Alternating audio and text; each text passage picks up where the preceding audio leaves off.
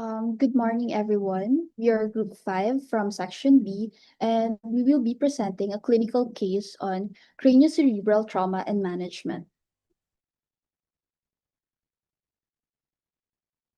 So, this is a case of AS, a 65-year-old Filipino female, right-handed, Roman Catholic, widow, and a resident of Mandaluyong who was brought to the ER due to loss of consciousness. So 1 hour prior to admission, AS was grocery shopping with her daughter when she accidentally slipped, hit her head on the floor, and lost consciousness. According to her daughter, there were no prior symptoms such as headache, lightheadedness, nausea, vomiting, or dizziness. An ambulance was immediately called and AS was rushed to the ER. In terms of her past medical history, the patient has been a known case of hypertension of 6 years with usual blood pressure readings ranging from 140 to 150 over 80 to 90 millimeters of mercury. This is maintained on telmisartan and amlodipine with good medication compliance. She has had ischemic heart disease for 4 years, for which she is taking aspirin 80 milligrams once daily. So the patient is non-diabetic, non-asthmatic with no known food or drug allergies and no prior hospitalizations. She's also a non-smoker, non-alcoholic drinker with no illicit drug use. Family history includes diabetes mellitus on her paternal side and then hypertension on her maternal side. ROS was unremarkable with no complaints or symptoms prior to the fall.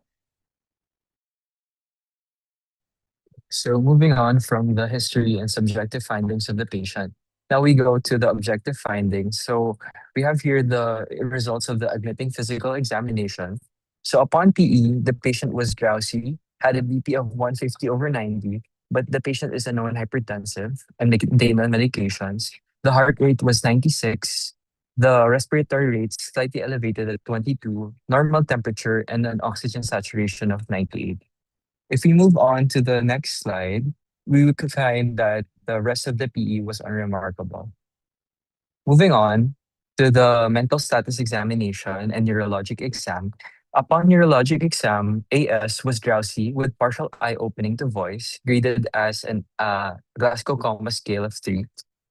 Then incomprehensible verbal responses, verbal score of 2, and did not follow commands. However, further down the line, it will be mentioned that the patient would withdraw the pain, so a score of M4 for the Glasgow Coma scale, for a total score of 9.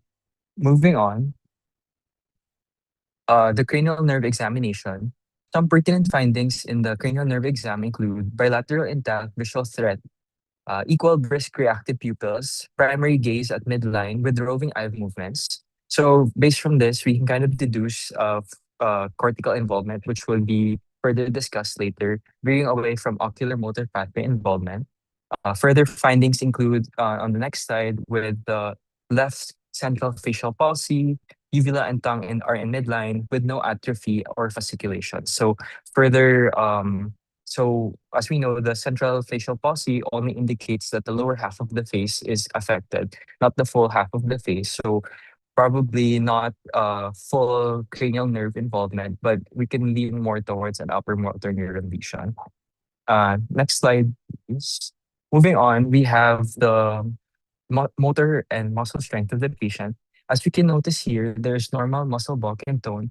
However, we can notice left hemiparesis, noted by the upper extremity and lower extremity strength of 3 over 5 as compared to the right, which is normal at 5 out of 5. But we have to take note also that the facial palsy is on the left as well as the hemiparesis. Moving on to the sensory exam, the patient has a patient briskly withdraws the pain on all extremities, moreover on the right versus on the left side, noting that there is decreased sensory sensation on the left. Moving on, we have the muscle stretch reflexes for both the right and left on the upper extremity and lower extremity with a normal score of +2 on all of them. So noting that it might be possible, not a lower motor affectation, but rather a upper motor affectation, further discussed later. Then moving on, supported by this finding that there is left Babinski reflex. So left Babinski reflex plus left hemiparesis and left central facial palsy. Then there were no nuchal rigidity, no Krenig's, nor Brzezinski. Then lastly, we have the cranial imaging was ordered. This is the results of the plain cranial CT. Here are the films. And if we move on to the next slide, this was the result. So a large right frontal convexity subdural hematoma with significant mass effect resulting in a 2 cm left midline shift and subfalcine herniation. Posterior fossa structures were normal and no calvarial or skull base fracture. Further discussed later on.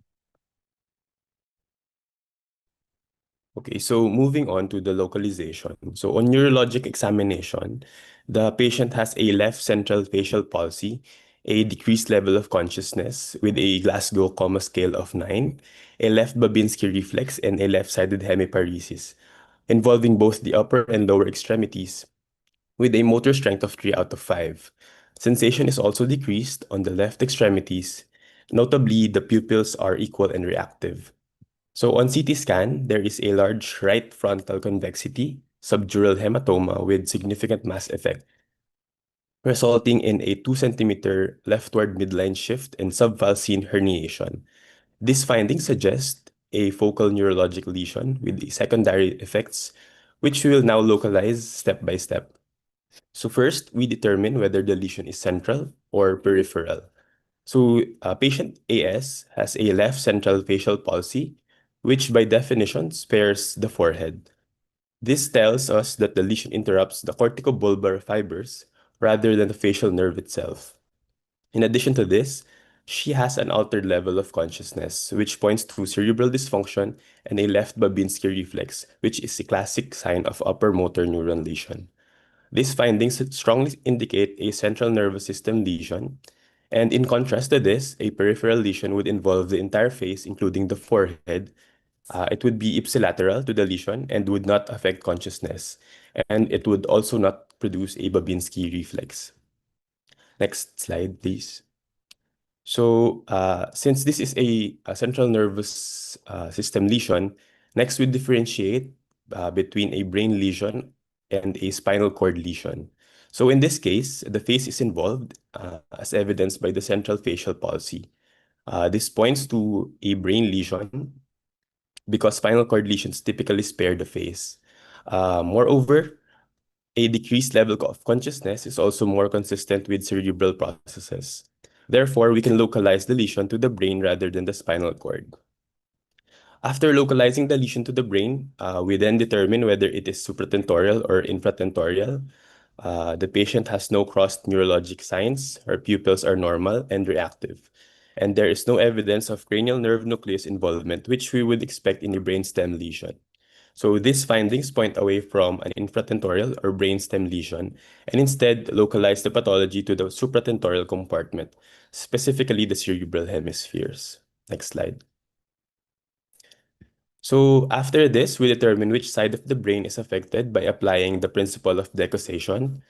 The patient has left-sided weakness involving the face, arm, and leg.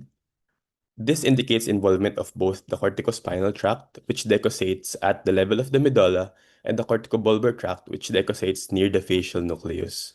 In this case, the lesion is located in the right cerebral hemisphere, which is above the level of decussation for both tracts. Because the damage occurs before crossing, the neurologic deficits appear on the contralateral side, which explains the left-sided hemiparesis and left central facial palsy. So just for recall, lesions above the decussation produce contralateral deficits, while the lesions below the decussation produce ipsilateral deficits. Okay, next slide. Okay, so after determining the side, we localize the patient's predominant deficits are motor in nature. So again, left-sided hemiparesis, left central facial palsy, and left Babinski reflex. So these findings localize to the frontal lobe, specifically the primary motor cortex and corticobulbar pathway. So there are no primary sensory cortical deficits to suggest a parietal lobe lesion, no visual disturbances to suggest of occipital involvement, and no clear memory or language deficits pointing to a temporal lobe deficit. So therefore, the findings best localized to the right frontal lobe. Lastly, the patient, sorry. Going back dun sa last slide, please. Sorry. Okay, so lastly, the patient's altered level of consciousness is explained by secondary effects rather than the primary brainstem involvement. So the large subdural hematoma causes mass effect and increased intracranial pressure, which leads to a depressed sensorium. So this explains the decrease of level of consciousness while still maintaining the normal pupillary responses. So in summary, the patient's neurologic findings localized to a right frontal supratentorial cerebral hemisphere lesions involving both the corticospinal and corticobulbar tracts, producing contralateral left-sided face, arm, and leg weakness with altered consciousness secondary to mass effect and increased intracranial pressure from a large right frontal convexity subdural hematoma. Next slide, please. Our primary impression is a suspected acute right subdural hematoma secondary to a fall. This impression is based on several key findings. First is that the patient sustained direct head trauma with an immediate loss of consciousness, which raises concern for a significant intracranial injury. On neurologic assessment, the patient had a GCS score of 9 with a breakdown of E3, V2, and M4, classifying this as a moderate traumatic brain injury. The neurologic physical examination revealed contralateral focal deficits, which helped localize the lesion. So these include a left central facial palsy, left-sided weakness graded at 3 out of 5, decreased sensation on the left extremities, and a positive left Babinski sign. The findings suggest the involvement of the right cerebral hemisphere, consistent with a right-sided space occupying lesion causing mass effect. So the patient has a significant risk factor for intracranial bleeding, namely the aspirin use, which may exacerbate hemorrhage following trauma.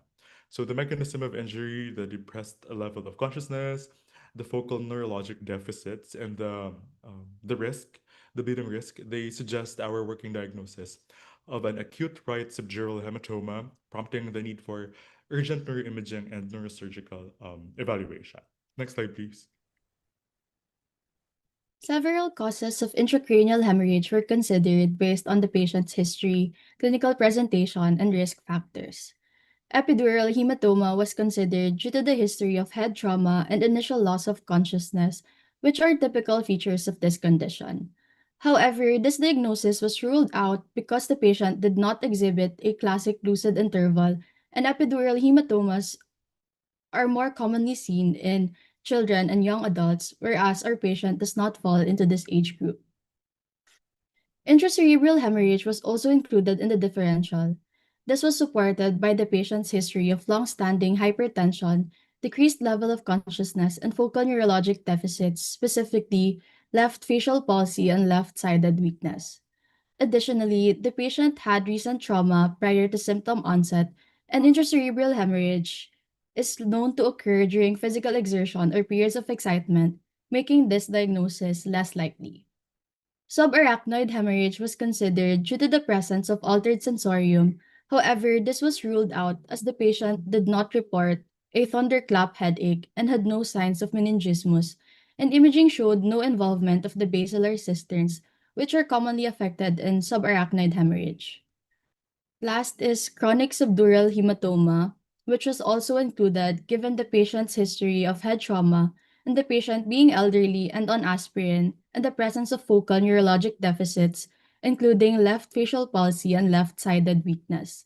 However, this diagnosis was less likely because the patient experienced loss of consciousness immediately after the fall rather than a gradual decline, and there was no history of sudden severe headache, which is more characteristic of other acute intracranial events. Okay, so moving on to the diagnostic plan. First, we have neuroimaging and neurological assessment. Here we have serial head CT scan, which is required to monitor the progression of the large right frontal convexity, subdural hematoma, and the 2 cm left midline shift. This is the most widely used imaging study for acute head trauma owing to its speed, relative simplicity, and widespread availability. Acute subdural hematoma is readily visualized on head CT as a uniformly high-density crescentic collection. On the other hand, unilateral SDH with mass effect, which is similar to the case, will typically distort brain anatomy on CT. Serial head CT scan can be used to help distinguish between epidural hematoma and other forms of intracranial hemorrhage by the pattern and shape of bleeding. Non-contrast CT or NCCT is the gold standard, while CT angiography is used if ruptured aneurysm is suspected. Next, we have continuous GCS monitoring or glaucoma scale monitoring. This is for frequent assessment of her GCS-9 score to detect signs of worsening herniation. Next, we have pupillary assessment, which is also used for close monitoring of the pupils. In the patient's case, which is currently 3 to 4 millimeters and briskly reactive, for any signs of dilation or anisocoria, which would indicate uncal herniation. Next slide, please.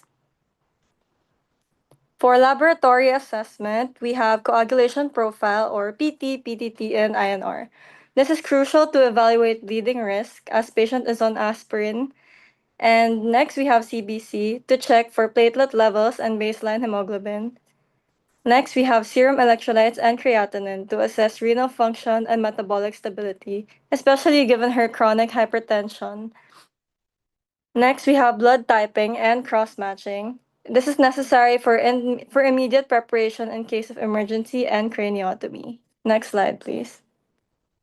For cardiovascular evaluation, we have the 12-lead ECG, which is used to evaluate cardiac rhythm and stability due to her history of ischemic heart disease. And lastly, we have chest X-ray, which is standard preoperative assessment for a 65-year-old patient prior to general anesthesia. Next slide.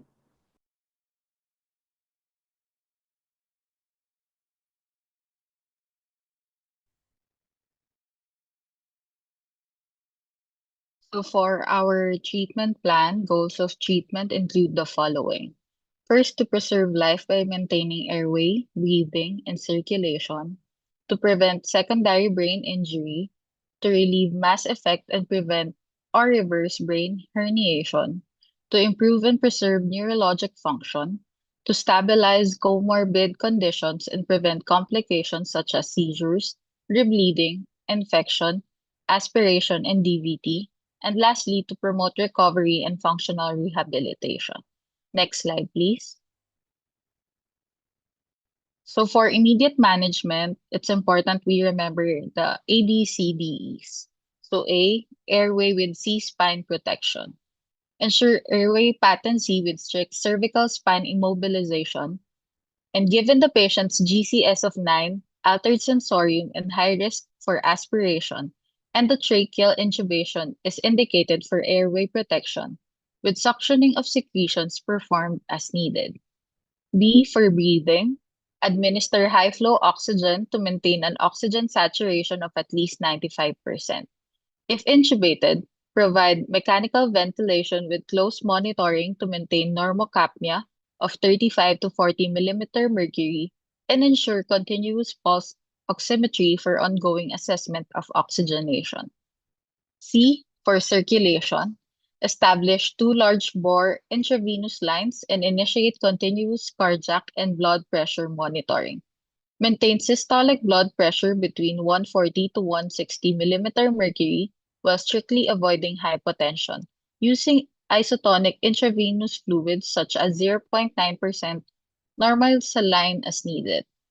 Hold antiplatelet therapy, including aspirin, and send baseline laboratories, including complete blood count, electrolytes, coagulation profile, and BUN creatinine, with blood typed and cross-matched in anticipation of possible transfusion. D, for disability, neurologic in this case. So perform a rapid neurologic assessment, including Glasgow Coma Scale scoring, evaluation of pupillary size and reactivity, and assessment of motor strength and asymmetry. Elevate the head of the bed to 30 degrees with the neck kept in midline to optimize venous drainage, and initiate intracranial pressure lowering measures using mannitol or hypertonic saline as indicated. Begin anti-epileptic prophylaxis such as levetiracetam to prevent early post-traumatic seizures. Lastly, E for exposure or environment. Fully expose the patient to assess for other injuries and control any external bleeding if present, while promptly preventing hypothermia using warm blankets. Lastly, insert a Foley catheter to allow strict monitoring of intake and output. Next slide, please. Intracranial pressure should be managed by elevating the head of the bed to 30 degrees and maintaining the neck in a neutral midline position to optimize venous drainage. Osmotherapy may be initiated using mannitol or hypertonic saline, such as 3% NSS, preferred in hypotensive patients. However, mannitol is not routinely considered a safe or standard therapy in patients with epidural or acute subdural hematomas because its osmotic effect reduces brain parenchymal water content, which may inadvertently allow expansion of the hematoma by relieving the tamponade effect that initially limits the bleeding.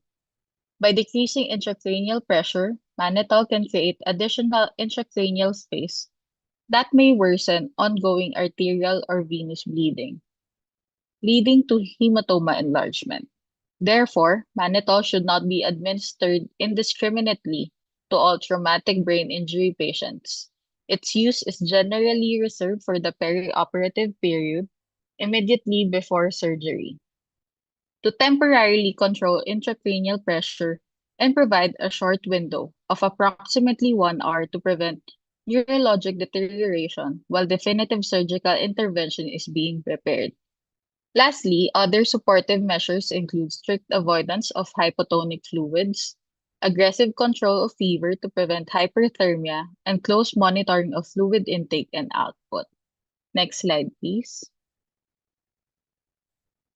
Definitive management requires urgent neurosurgical intervention, which is clearly indicated by the presence of a large subdural hematoma, significant midline shift of 2 centimeters to the left, depressed level of consciousness, and signs of herniation with focal neurologic deficits.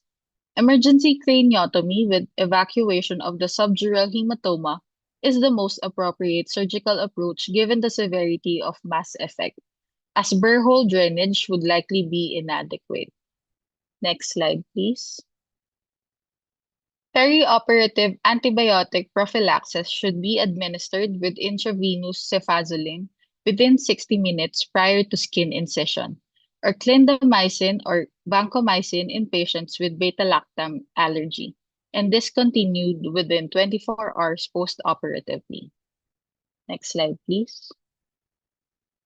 For medical management, initiate anti-epileptic prophylaxis with levetiracetam or phenytoin to prevent early seizures. Hold aspirin and consider preoperative platelet transfusion if advised. Control blood pressure with IV antihypertensives like labetalol as needed while avoiding hypotension. Provide analgesia and sedation using short-acting agents while preventing oversedation that may interfere with neurological monitoring. Next slide, please. It's important that we admit the patient to the ICU for close monitoring, including early neurological checks such as GCS, pupils and motor response, and continuous hemodynamic monitoring. Repeat CT scans should be performed if there is neurological deterioration or for post-operative baseline purposes. It's important to maintain strict fluid balance monitoring as well. Next slide, please. Maintain supportive and preventive care by providing stress ulcer prophylaxis and initiating DVT prophylaxis with mechanical methods initially, such as sequential compression devices. Pharmacologic prophylaxis should follow neurosurgical clearance. Ensure glycemic control and use bladder catheterization for strict intake and output monitoring as well. Next slide, please.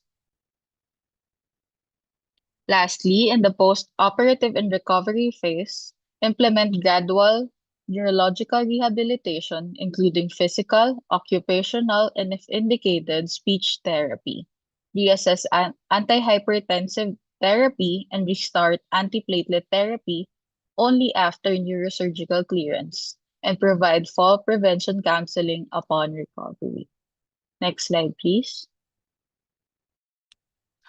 So the patient's prognosis is poor given the multiple unfavorable prognostic factors. The age, which is greater than 65 years, is associated with decreased brain plasticity and neurologic recovery, as well as cerebral atrophy that predisposes to venous tearing and higher complication rates.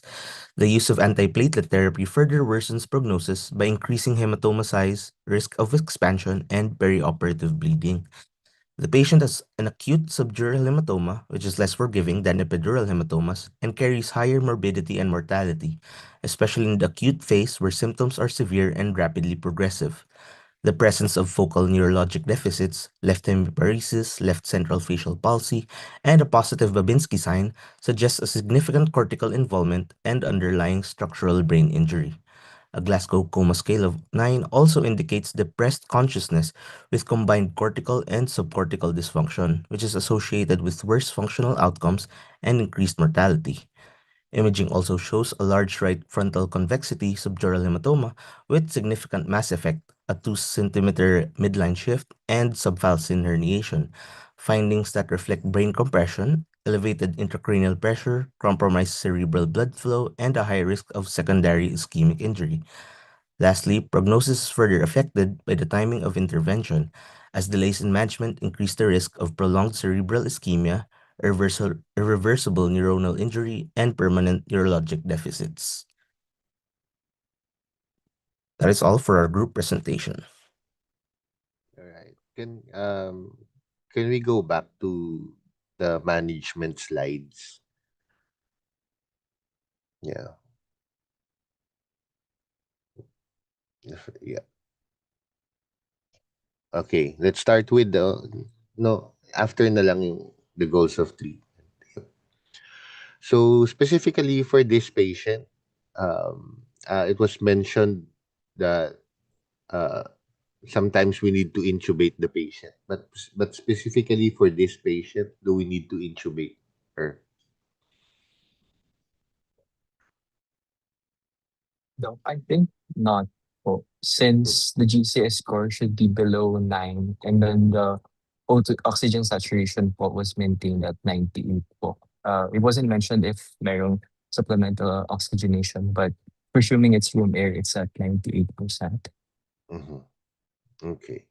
So for patients, I would just like to emphasize that even if we don't have a decrease in the oxygen saturation, a GCS of 8 and below should be intubated. But for patients who are GCS 9 and above, they don't really need intubation.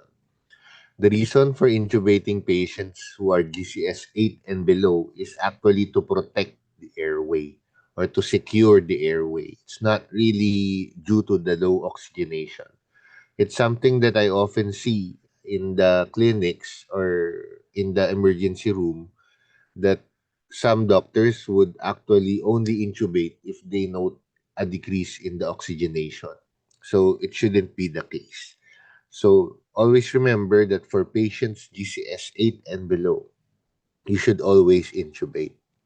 Uh, it would prevent further or additional problems like your aspiration pneumonia and things like that. So that's why we need to secure the airway.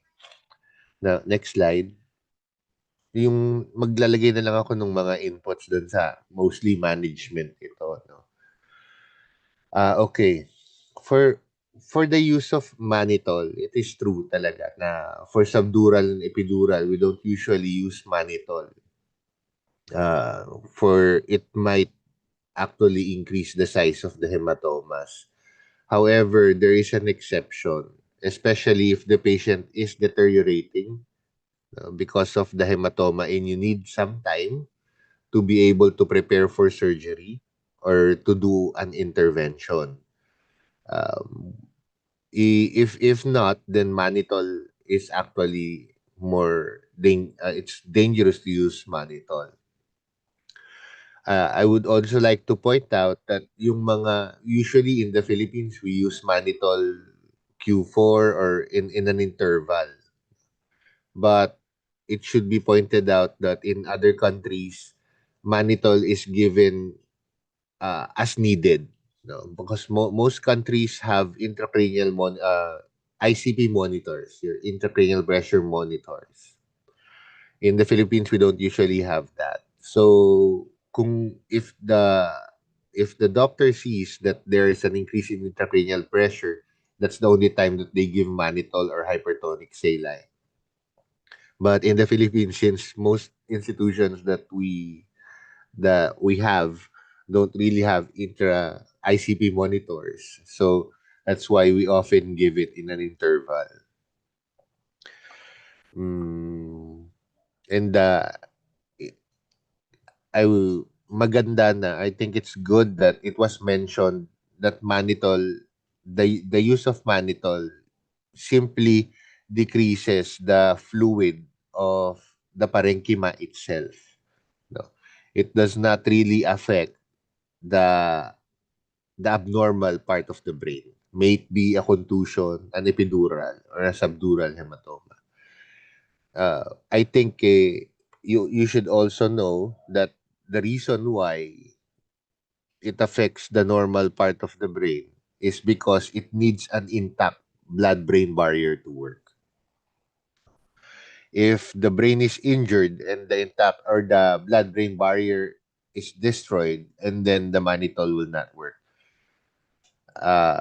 It could actually the molecules of the mannitol might actually cross the part of the brain that is abnormal, and sudden withdrawal of the drug might cause rebound edema. So, yeah. Okay. So, yung next slide.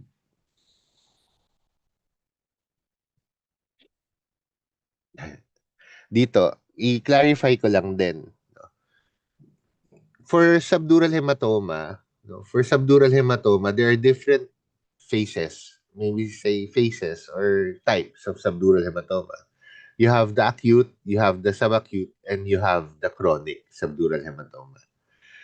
The acute subdural hematoma is a clot.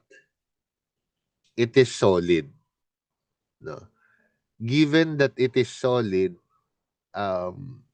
burr drainage would actually work. No?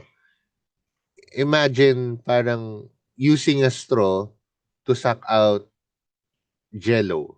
Parang ganun kasi siya eh. It's a parang hard gelatin yung blood clot eh. Tapos, what you're going to do is you're just going to suction it through a small hole and your goal would be to remove it.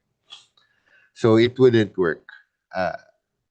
Burr drainage would only work if what you're going to drain is fluid. No? So it only works with chronic subdural hematoma. Because dun sa phase ng chronic subdural hematoma, most of your blood is in the fluid state na. Na-degrade na yung blood clot.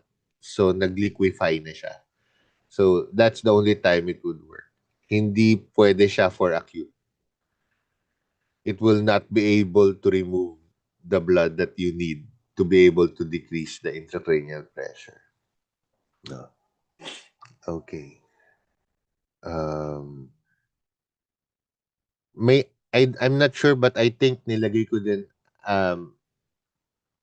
for these lesions, no, acute subdural hematoma, epidural hematoma, or most of the brain lesions that we have, especially for trauma and stroke, even for stroke actually, the timing of intervention is very important.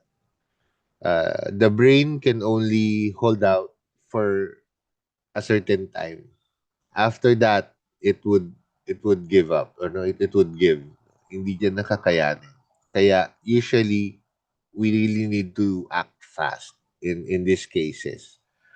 And if you're going to go back to the basics, this stems from the yung Monroe Kelly doctrine pa din, or rather the ICP volume or the ICP volume curve. Remember, when you have a subdural hematoma or you have a contusion or any intracranial injury, the blood clot might be stable. However, after the blood clot, no, after the injury, there would be ensuing edema as well. No? The ensuing edema would increase with time. So even if the blood clot, there is no additional blood, there is no additional mass from the blood. There would be additional mass from the fluid which is within the brain, or which is developing within the brain, which is your edema. So that would eventually increase the ICP as well. That would cause herniation as well, secondary to the exponential increase in the ICP kasi hindi na makapag-compensate yung brain. Okay. Next slide. So, for surgical prophylaxis, madami talagang recommendations, no? Sometimes nagre-recommend talaga yung mga books. Pero I think this should be based on the institution where you are going to do the surgery. Kasi each institution has their own biogram. The biogram is the organism that frequents that institution. So, nakadepende more sa biogram ng institution. Though more or less, they are the same in most institutions, but not always. So, kailangan pa din, you're going to check kung ano yung biogram ng hospital. And by doing so, choose the antibiotic that you would need for prophylaxis. It's not, hindi siya di kahon na everyone should get cefazoline. Everyone should get ceftriaxone. Also, it's dependent on the procedure that you are going to do. Ganun din. Why? Kasi if it's just superficial and you don't really need antibiotics that would cross the blood-brain barrier, and then you won't need yung mga antibiotics that need to cross the blood-brain barrier. Pero if halimbawa na you're thinking of a possibility na magkaroon siya ng meningitis secondary to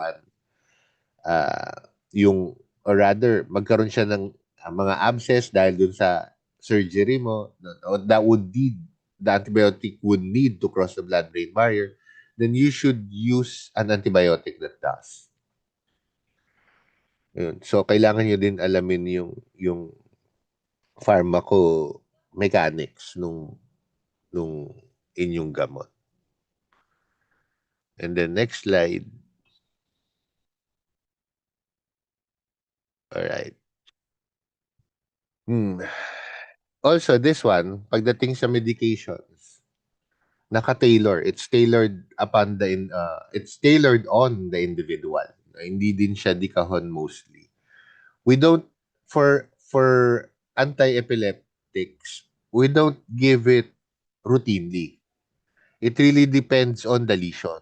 There are some lesions, especially the location of the lesion, which predisposes the patient to having a seizure. They predisposes them na pwede silang mag-seizure, and then that seizure can cause deterioration. So, nakadepende. We don't give it talaga routinely.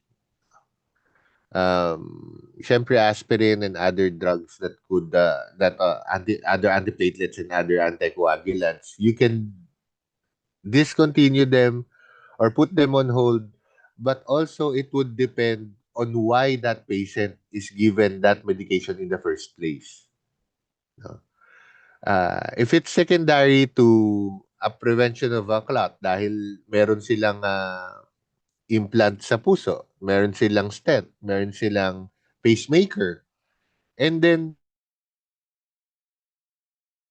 so maliit na hematoma or something na you don't really expect to worsen, and then you wouldn't hold the anticoagulant or antiplatelet. Kasi if you put that on hold, you put the patient at risk of developing a stroke, no, or a vascular event. So also, it should be considered yung ibang condition, medical condition ng pasyente. Now, blood pressure control. It's also a play. The blood pressure control is a play between preventing rebleeding, preventing the expansion of the hematoma, and cerebral perfusion pressure. No? If you put the blood pressure too low, and then you might compromise the cerebral perfusion pressure. If you put it too high, and then you might increase the amount of edema, and also you could increase the amount of the hematoma. So, it's a play. I mean, it is something din na hindi siya hindi rin siya dekahon. Also, the type of antihypertensive should be taken into consideration. Ang example dito is labetalol, no? Which is technically it limits the heart rate. It causes a decrease in the heart rate. However, personally, I don't really use rate limiters pagdating uh, sa blood pressure control. The reason for that is most patients that may trauma or na trauma from head injury or something, usually they experience pain, they experience some sort of emotional distress. No? So that causes a reactive tachycardia. So kahit na magbigay ka ng gamot, kung meron silang naramdaman na pain or meron silang nag-iiyak sila or things like that, tataas pa rin yung heart rate. Hindi pa rin malilimit yung blood pressure. So kaya usually ang first go-to ko actually are more of calcium channel blockers kasi mas mabilis sila na magpababa ng blood pressure. Specifically, yung nicardipine, you can actually control its rate and its action on blood pressure is dependent on the dose and the rate, yung kumbaga the dose and the rate that you are giving the medication. Kaya hindi mo talaga mapapabagsak or you will not have a sudden decrease in the blood pressure. No, you will be able to control it to be able to maximize yung benefit niya at the same time not causing a decrease in the cerebral perfusion pressure. Yun. So, yung next slide, monitoring. Okay.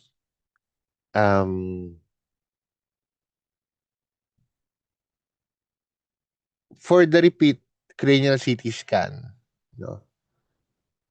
Currently, dun sa present setup ng medicine, usually, parang halos indicated that you would have repeat CT scan.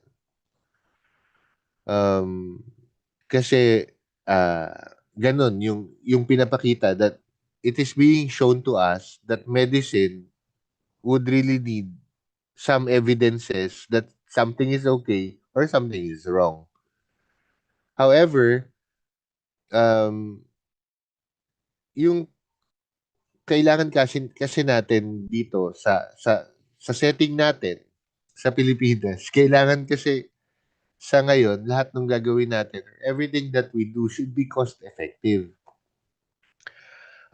If the diagnostic that we want would not really change the management of the patient, and then there's no use really of doing that said diagnostic. It would be moot and academic lang. Parang we're going to do a CT scan for us to find out if this thing happened. But would it change our management? Oftentimes it wouldn't. No? So it's pointless talaga na magpapaulit ng CT scan. So ang pinaka-importante dito would be the neurologic status. Kasi more often, kung hindi nagbabago, if there's no change in the neurologic status of the patient, and then there is likely no need to change. No? Or rather, if there's no deterioration or if the patient did not get worse, and then probably there's no need to change your management. It means probably that your management is working. So it really does not need uh, a repeat CT scan. Um, yeah, continuous ICP monitoring. Most of the centers we have don't have that. Some high-end centers do have that. However, medyo pricey kasi mm, yung monitor lang mismo eh.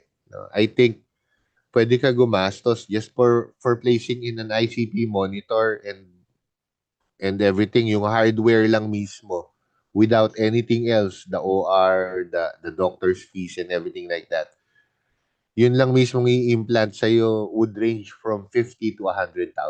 So, medyo prohibitive din yung kanyang cost. Kaya, sa atin, wala pa din. Alright, next slide. Yeah. So, all of this, no, supposedly, we do that. And the reason for these things that you would do, no, to supportive and preventive care is to prevent yung mga um, secondary insults. Next slide.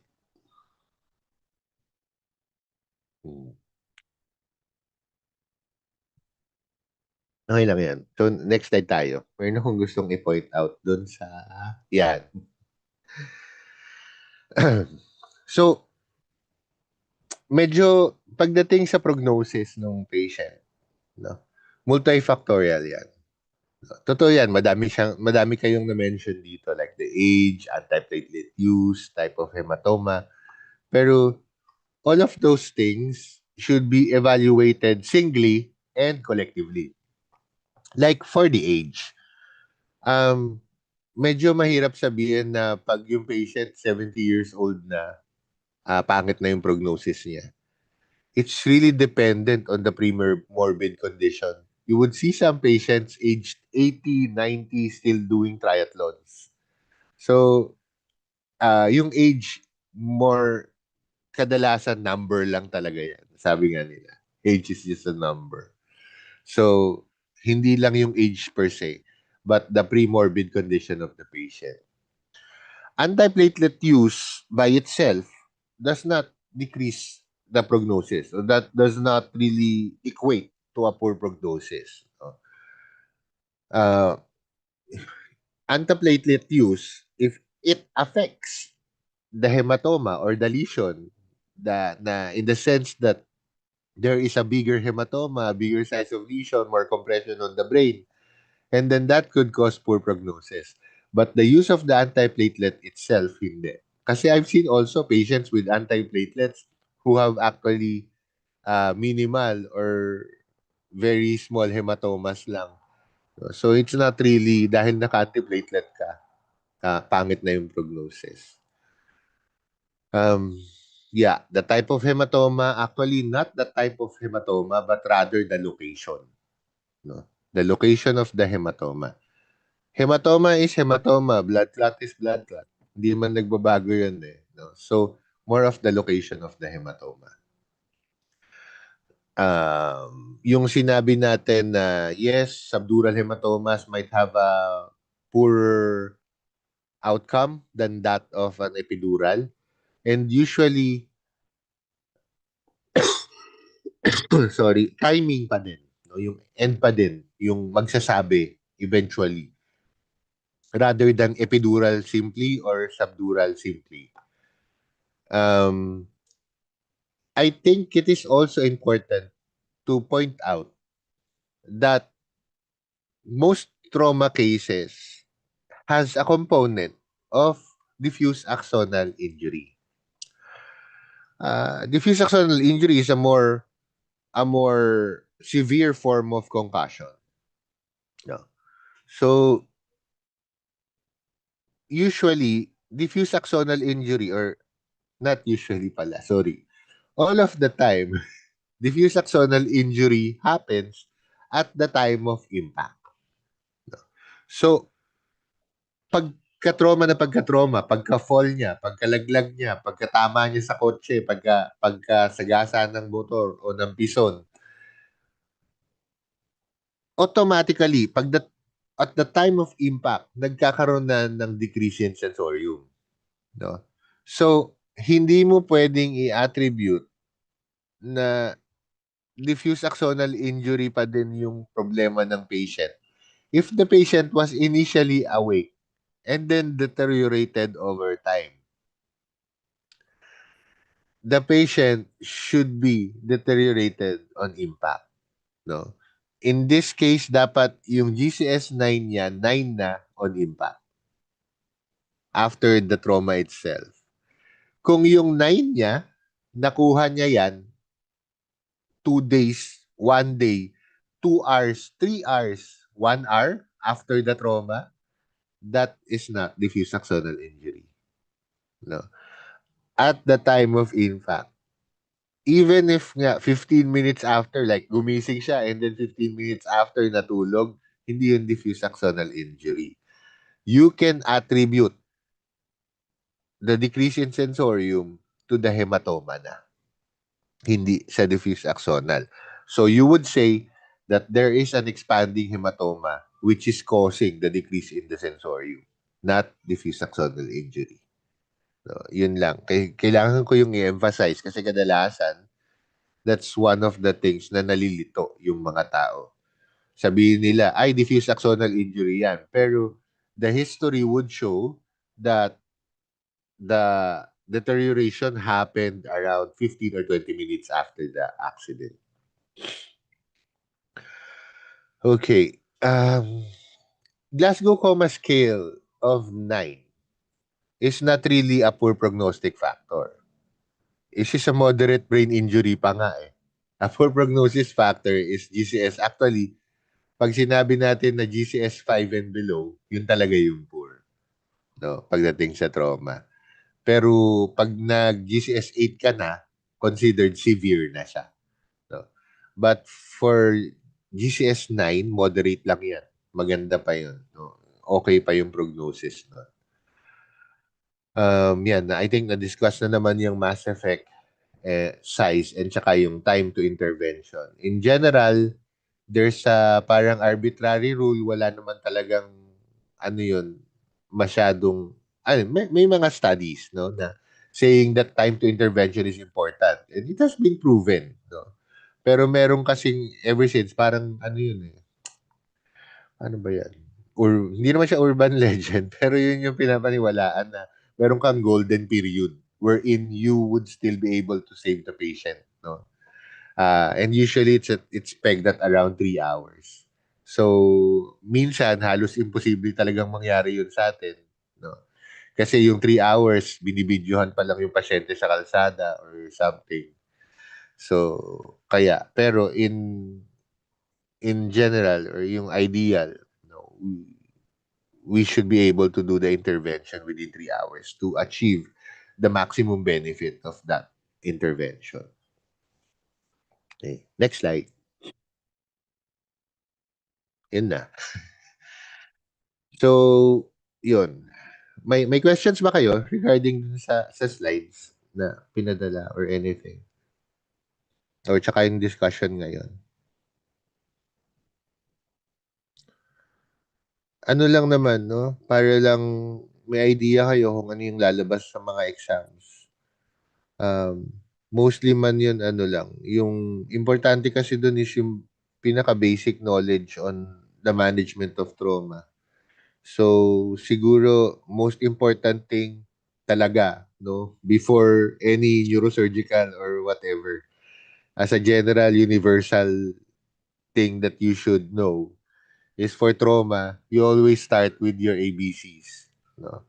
Binago na nga nila yun ngayon eh. CABs na talaga yun. Actually, hindi lang ngayon. Parang few years back.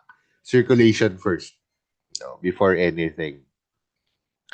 So, ibabalik mo muna yung circulation before you start with airway and breathing. So, yun lagi for trauma. You don't start with the brain.